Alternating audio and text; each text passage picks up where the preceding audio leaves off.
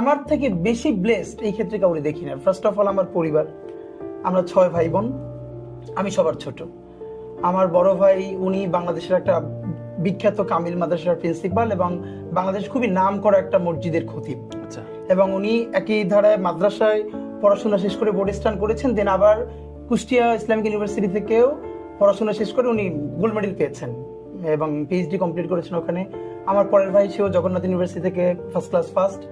আমার বোন সে টিচার, সেও ইন্টারে মাদ্রাসায় সারা বাংলাদেশে মেয়েদের মধ্যে ফার্স্ট হয়েছিল। আমার আব্বা ছিলেন আমার কমিউনিটির, আমার জেলার খুবই সম্মানিত একজন আলেম। আমাদের ভালো লাগার যেটা হলো, আমরা সবসময় বলি যে আমার আব্বা হচ্ছে শরীফ মাওলানা আব্দুল হাদি, আমার পুরো উপজেলা হাদি হুজুর বললেই সবাই চেনে। এবং আব্বার নামটা আমার নাম এখন পরিচিত হয়ে গেছে, আমার নামটা ছিল ওসমান বিন হাদি।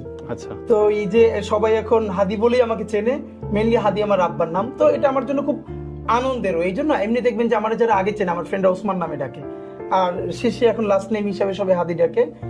মানে এই জন্য বলা যে এই ইনসাফের যে ধারণাটা, এবং যা মুখে বলি সেটারে ধারণ করা, বা যা ধারণ করি সেটা কোনো ভয়ভীতি ছাড়া বলে ফেলায়, পুরো জার্নিটা আমার আব্বার কাছ থেকে এসেছে।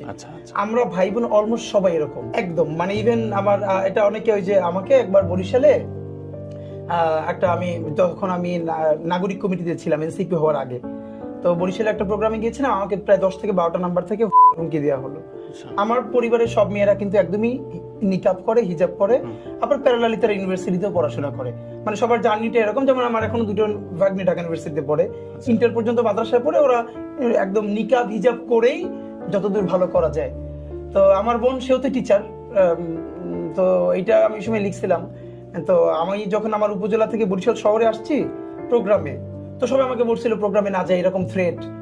তো আমি বলেছি না, যাবো। তা আমার বোন একটা বড় বাংলা দা বাসা থেকে নিয়ে ব্যাগের মধ্যে, সে আমাকে নিয়ে বরিশাল চলে আসছে।